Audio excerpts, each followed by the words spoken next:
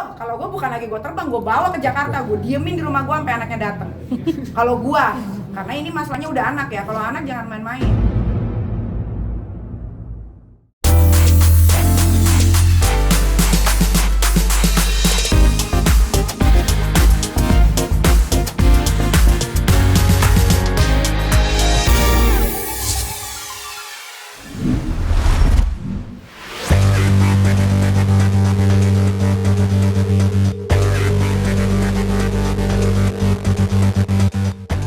Petisi blacklist Ayu Ting Ting dari dunia pertelevisian tampaknya masih terus ditandatangani oleh haters atau para pembenci Ayu Ting Ting. Petisi yang sebelumnya telah ditandatangani lebih dari 80.000 orang tersebut kini telah mencapai lebih dari 100.000 dengan target 150.000 tanda tangan. Hal ini kembali mendapat tanggapan dari Nikita Mirzani yang sebelumnya sempat memberikan dukungan kepada Ayu. Seolah tak gentar dengan semakin banyaknya orang yang menyetujui petisi tersebut, Nikita justru menegaskan jika dirinya akan tetap mendukung pedangdut asal Depok, Jawa Barat itu untuk menghadapi petisi yang dibuat oleh para hatersnya. Tak hanya itu, rupanya Nikita mendukung aksi yang dilakukan orang tua Ayu, Abdul Rojak dan Umi Kalsum yang tetap berniat memenjarakan pembuli anak Ayu, Bilqis, meski sang pembuli bernama Kartika Damayanti tersebut telah meminta maaf melalui sebuah video. Sikap yang diambil Nikita tersebut memang berbanding terbalik dengan sebagian orang yang menganggap jika aksi yang dilakukan keluarga Ayu Ting Ting untuk tetap memenjarakan hatersnya itu sangat berlebihan. Artis kelahiran 17 Maret 1986 tersebut justru mengaku dirinya juga akan melakukan hal yang sama terhadap haters yang bahkan bisa lebih parah dari orang tua Ayu jika ada orang yang mencoba untuk mengganggu dan membuli anak-anaknya.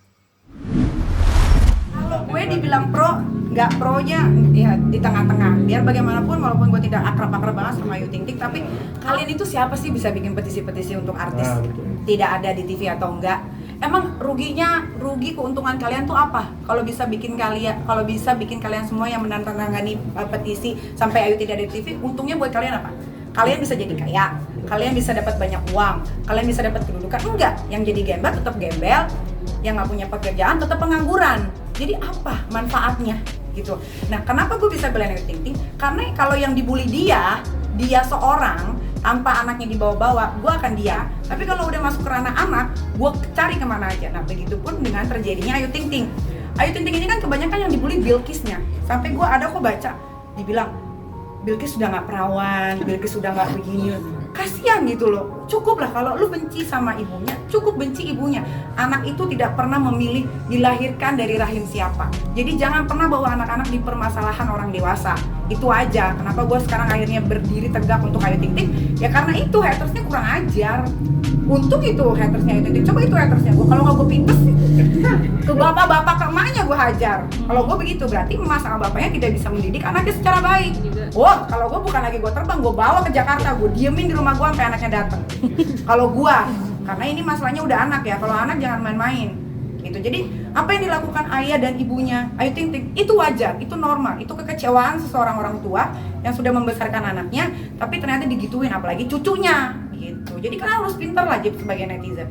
Kalau lu benci gara-gara Ayu mungkin pernah buat salah, yang dibilang katanya Ayu sama ini, sama itu segala macam, itu sudah masa lalu. Itu sudah masa lalu, udah 3 tahun 4 tahun yang lalu, sudah lah lupakan gitu.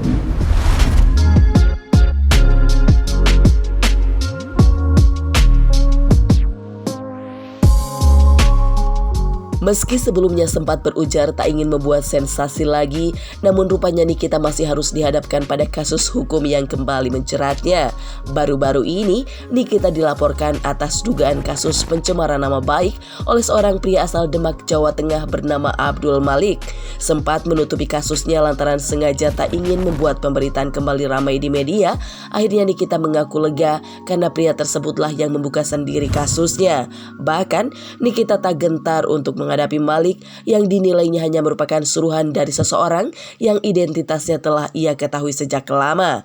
Namun, dihadapkan dengan banyak kasus yang terus merundungnya hingga muncul berbagai pemberitaan tentang dirinya, rupanya Nikita mengaku merasa lelah dan terganggu lantaran berbagai hal baik yang telah dilakukannya kerap tertutup oleh permasalahan buruk yang terus menderanya hingga sulit memunculkan citra baik dalam dirinya. Tadinya kan saya nggak mau cerita nih masalah yang ini karena ternyata Tuhan maha baik. Jadi dia sendiri yang membuka sendiri aibnya ya.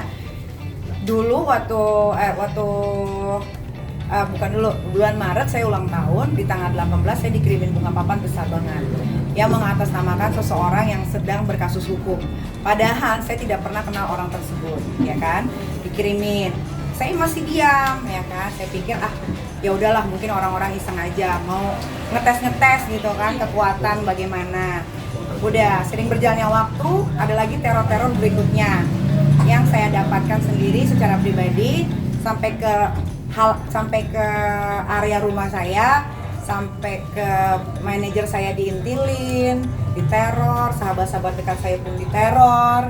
Tapi saya masih diam. Padahal kalau teror itu saya mau laporkan ke polisi bisa banget gitu kan. Tapi saya pikir kayak kalau saya meladeni dia itu yang mereka mau gitu kan. Saya diam.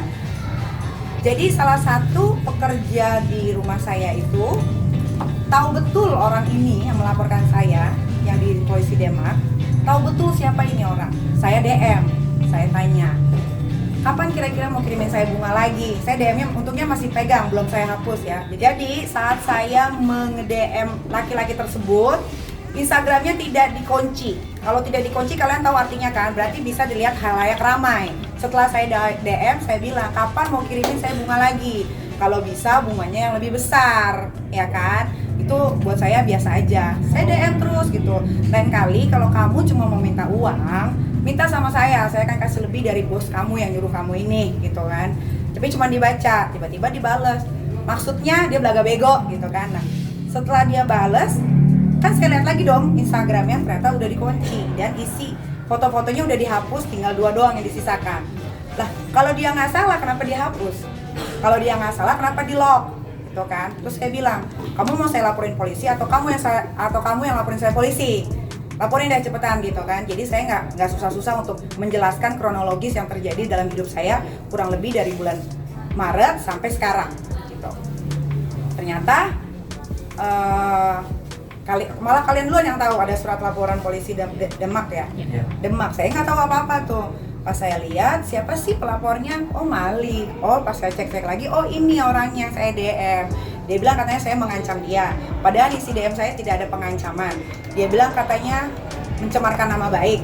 Saya ada posting memang foto dia, tapi hanya posting saja, tidak ada kata-kata. Jadi di mana pasal pencemaran nama baik undang-undang ITE-nya? Saya tahu kok siapa yang bermain di belakangnya dia. Oh, jadi buat saya, buat aparatur negara juga nih ya, yang di Demak nih khususnya nih ya, jangan asal-asal main menjalankan laporan. Kalau kalian tahu itu pasalnya karet dan tidak bisa terbukti. Karena saya ini bukan orang bodoh, saya akan lapor balik.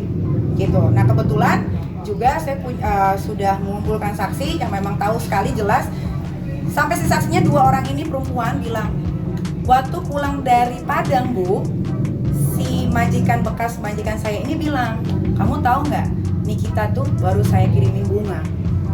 Gitu. Siapa yang kirimin? Ini. Pulanglah ke rumahnya itu. Langsung si Malik pun ngomong sama si 2 orang ini, lu tahu nggak?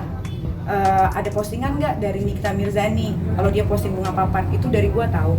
Nah, berarti kan dia sudah mengakui, gue nggak tahu, mungkin hanya untuk bikin heboh masyarakat Indonesia dengan gue dilaporkan lagi. Padahal kan ini bukan kali pertama ya gue dilaporin polisi, jadi buat gue tuh biasa aja. Kenapa kalian yang pada heboh? Bingung gue. Coba, kenapa? Ini kan mungkin ini udah ke 101 manusia yang laporin gue ke kantor polisi. Dan gue biasa aja gitu, jadi nggak ada kasus besar yang ada di Demak. Ini kasus sepele remeh-temeh hanya untuk kepuasan seseorang yang mungkin sakit hati merasa kalau mantan suaminya saya ambil. Ya, padahal kan udah jelas mantan suami, kenal juga enggak. Kalau mereka menuduh saya pacaran, logikanya dipakai ya masyarakat Indonesia. Bagaimana saya bisa pacaran sama orang yang ada di dalam penjara? Coba, kita harus pakai akal sehat kita nih. Jangan gara-gara PPKM, Covid lu pada nganggur, lu pada stres. Jadi nggak bisa berpikir secara jernih. Bagaimana ceritanya Nikita Mirzani bisa berpacaran dengan orang yang ada di dalam penjara? Itu dulu dijawab. Jemput aja, kalau bisa jemput gue pakai private jet. Puas nggak? Karena yang laporin gue kan seolah orang kaya, punya private jet, padahal itu sewaan, udah gue cek semua. Jemput dong gue pakai private jet. Mantan manajer gue aja bisa kok naik private jetnya dia. Masa gue enggak? Tidak penting untuk saya tanggapi laporan ini ya. Kalau memang saya mau dijemput, saya tunggu di rumah. Mau kapan? Saya siapin bakso, es teh manis, mie ayam, sama mas batangan. Puas? Emosi nih. Gue kan juga manusia ya. Kadang-kadang gue tuh keganggu gitu loh, keganggu kayak berita lagi laporan, berita. Jadi hal-hal yang baik yang gue lakukan tertutup gitu. Sama hal-hal kayak begini. Jadi orang ingetnya gue tuh yang jahat-jahatnya aja. Jadi 1000 kebaikan yang gue lakukan, ketika ada satu masalah yang muncul di permukaan, hilang 1000 itu. Gitu loh. Itulah kebiasaan netizen. Nanti kalau nggak punya uang, ikoi-ikoi.